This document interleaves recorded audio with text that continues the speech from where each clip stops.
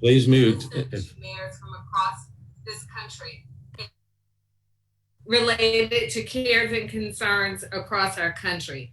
I was sworn into office in 2018, but I understand from friends like Eric Garcetti that back in the good old days of the Obama Biden White House, there was a friend in the White House. Regardless of your party affiliation, there was someone that mayors across the country could call upon to help us with our challenges. Just yesterday, President Trump paid a visit to Atlanta. Somehow my invitation was lost in the mail, but a fellow mayor asked me why was I missing yesterday when people greeted him at the airport, and I told him I had scheduled an appointment to have my toenails removed one by one. Jokingly, of course, but I think it really speaks to how I and so many mayors feel based on the challenges that we are facing under this administration. Someone comes to town, the president comes to town not to help, but to continue to divide us. And so that is why, before I get to removing my fingernails one by one, I'm excited about Joe Biden being the next president of the United States. And I know my good friend Eric Garcetti can tell you even more. Well, thank you, Keisha, and thank you, Greg Fisher, Nan Whaley, the entire board for all of your leadership in what's been an exceptional few days. I remember what it was like to have that partnership in the White House. When I got elected as mayor, it was 2013, and a group of us, the whole class of 2013, were invited into the Roosevelt Room in our nation's capital at the White House. And Barack Obama and Joe Biden didn't just want to have a photo op with the new mayors, they wanted to listen. For 2 hours, they went around the country listening to the needs, the challenges, the hopes and the dreams of America's cities, and then followed up by visiting our cities and being those partners. I remember when Joe Biden came out to my city, Los Angeles, to help us become the largest city in America to raise the minimum wage to $15 an hour. When his secret weapon, Dr. Jill Biden, came out to help us make community college free, also the largest city in America to do so, and helped us boost our college attendance from public school graduates by 50%. When he came out and before Paris held the largest climate accord in the world between Chinese and US mayors in Los Angeles and helped us bring the Summer Games home back to America. You see, a partnership with Joe Biden is just that. It's friendship. He doesn't ask for anything. He just believes in a better America. And he knows, as a former local official, that it starts in local communities, that power doesn't come from Washington to America. It comes from America and our 19,000 local communities to Washington, D.C. Keisha? So it's my pleasure to introduce the next president of the United States, Joe Biden. Hello, everybody. It's very great to be back with all of you. And Keisha, thank you for your friendship, and Eric, yours as well. And you've both been doing a heck of a job. Look, I want to thank you for everything you're doing and for the faith you've placed in me so early on. But look, I've had the privilege of speaking to this body many, many times over the years, from the time I was a senator and as vice president. And I've always had enormous respect for just how tough your jobs are. I'm not being solicitous. I used to be a county councilman in Delaware. I only ran for the United States Senate because I realized how hard local office is. I kiddingly say that I did it because, I ran for the Senate because it was easier. But the quality of people's lives is so much more in your hands and on your shoulders than anyone else.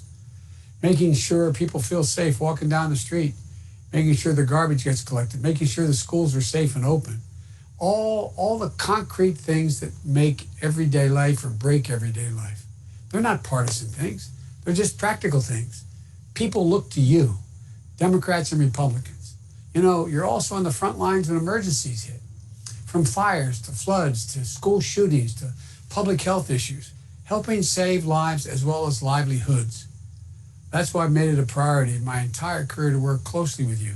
From the time I got to the Senate 180 years ago, as well as my tenure as vice president. If I have the honor of becoming your president, I make this commitment to you. You're going to have an access directly to the White House. And I'm going to be right there with you, helping you in your communities based on what you think you need and the challenge you're facing. Because the president, Mayor, pointed out that it is about all from the bottom up. It doesn't go from the top down. We're dealing with 4 historic crises all at once. a once-in-a-century pandemic that has claimed over 200,000 American lives, a devastating economic recession, a long overdue reckoning on racial justice, and a changing climate that's ravaging communities all across the country. I need not tell that to Eric and the mayors in California and Oregon and Washington State. Not one of those crises should have a partisan dimension. I really mean that, not one single one. If I get elected president, I'm not going to be the Democratic president. I'm going to be an American president. Whether you voted for me or against me, whether your city is red or blue, I'm going to be there, I promise you. Frankly, we should be able to address each one of these the same way mayors solve problems, by leading with the facts and with reality, putting the well-being of our constituents first, uniting people around solutions that work for everybody. But tragically, that isn't how this current administration is wired. The only problems that matter to this president seem to be problems that affect him personally. He divides everything into red and blue states, red states, Democratic cities, Republican cities. I think that explains why. One day before we hit 200,000 deaths, the president held a campaign rally and insisted that the virus would, quote, affects virtually nobody. Then he went on to say, quote, except elderly people with heart conditions and problems. You know, ask the folks in your communities how they feel about that. Their parents are being referred to by the president as nobodies. Ask their families for that empty seat at the kitchen table this morning. If that's true, they're nobodies. Kids who lost their teachers, parents and grandparents, friends or coworkers, sisters or brothers, never going to see again. The problems we're facing affects all of us, every one of us in every community. You know, I think this may be the toughest time in a long time to be a mayor, especially a big city mayor. But that's not true. It's across the board. Mayors have faced adversity before. Some of you remember back in 2008, the economy was in free fall. We were losing 700,000 jobs a month because of the recession we inherited.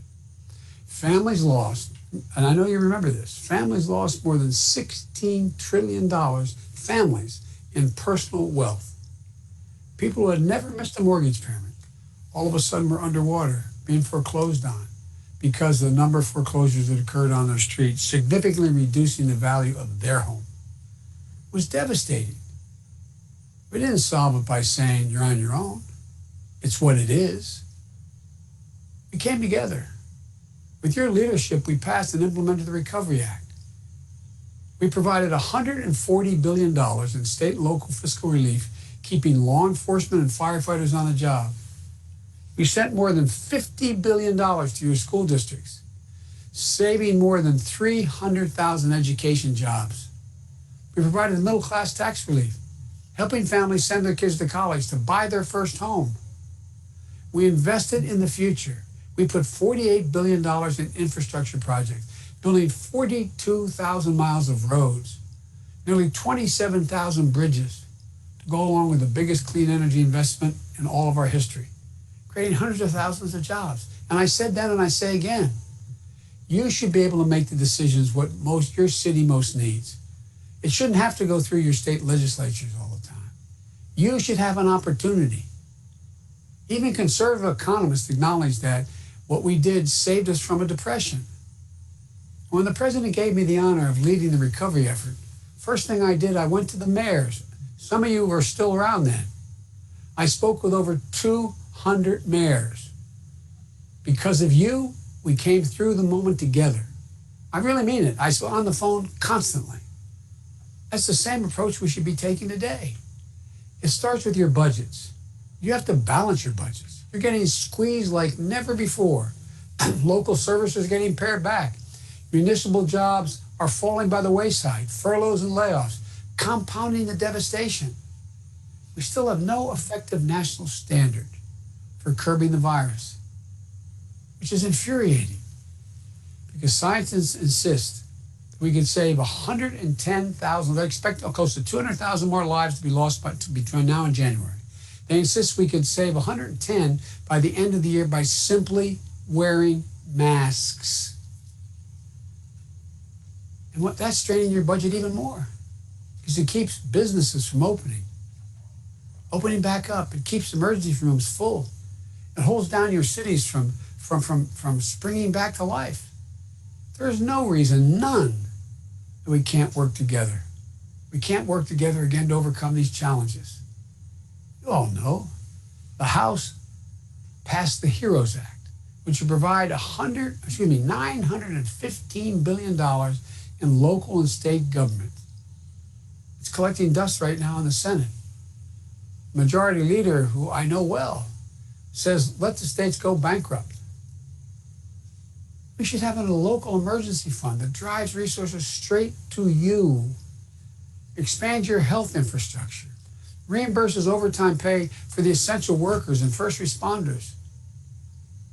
Whatever your country needs, whatever your community needs the most. It isn't all about resources, though. The time when people are crying out for justice, exercising the right to peacefully protest, it's falling on you to keep the peace. And God, it's a tough job under any circumstances. It's nearly impossible with a president who scapegoats mayors and fans the flame of division. We can work together to build trust and accountability between police and communities, to condemn all violence while still addressing the pain and injustice that they're feeling and rooting out systemic racism.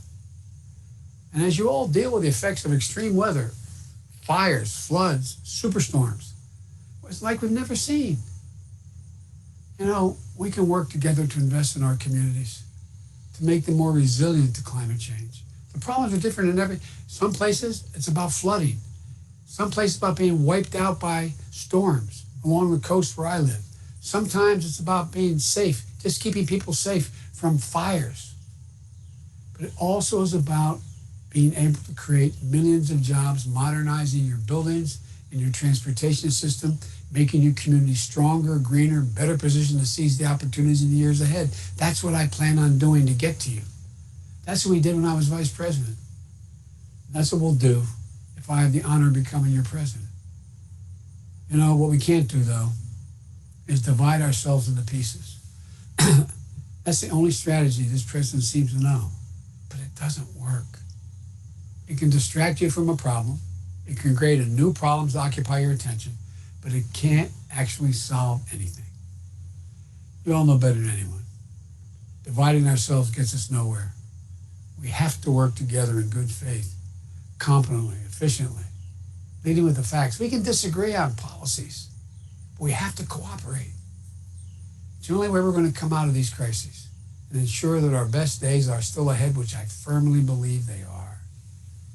That's what we've tried to do in this campaign, and that's what I'll do as president. Work with all of you, Democrats, Republicans, Independents. As I said, if I'm elected president, I'm not going to be a Democratic president. I'm going to be an American president. Blue cities, red cities, it does not matter to me. I promise you. Every American community deserves the full support of an American president. Look, being a mayor, and you know I'm not kidding about this, is hard under the best of circumstances. But the worst thing a president can do is to drive wedges and make your job tougher because he thinks it benefits him or stirs up chaos in your communities. You deserve a partner who will listen to you, who will work with you, work on your priorities. Someone who gets your back and saves your back, works to cover your back, no matter what you are, no matter what challenge you're facing. You know, this moment we're facing now isn't a partisan moment. It's an American moment. It sounds corny, doesn't it? But it's true. It's an American moment. It's a chance for us to overcome anger and division that has held us back of late for far too long. We can emerge from these crises. We can do what we're best at doing. Unite. Work together. And it starts with the mayors. And I really mean that. It starts with all of you. I promise you, if I'm elected, you will have direct access to the White House. I want to thank you all because we need you to build back better. You are the foundation stone, not a joke. You're the ones leading the way. And what people don't realize is, over the last 6 years, more young people are moving into cities than out of cities. There's so many possibilities. We got to stop the hate and the division now. Got to stop pouring flames on the fire. Got to start talking straight to the American people. That's what you all do. You do it every day. I want to make clear to you, I've never been more optimistic, and I've been doing this a long time, about the prospects for this country than I am today. The blinders have been taken off the American people. They understand what's going on now. They understand. They understand it's about all of us. They want to get things done. And so it's going to start with you. I promise you I'll have your back. I mean that sincerely. Look at my record, I have. And I want to make sure that your ideas are the ones that are funneled up. They don't have to go through a state legislature, or go through a governor. They can go straight to the federal government, straight to me. I really mean it. So God bless you. May God protect our troops, and thank you for what you do. Your job is too hard for me. Well, thank you, Mr. Vice President. It's an honor to have you with us today. We really appreciate your support. Thanks for being with the U.S. Conference of Mayors here in our virtual fall leadership meeting. I want to thank all of our mayors, all of our presenters, and others who have participated in today's session in the past 2 days. And on a personal level, I want to thank all of you all for your understanding and support here during the challenges that we're facing here in Louisville, and for each other as we reach out to each other and rise to the challenges of this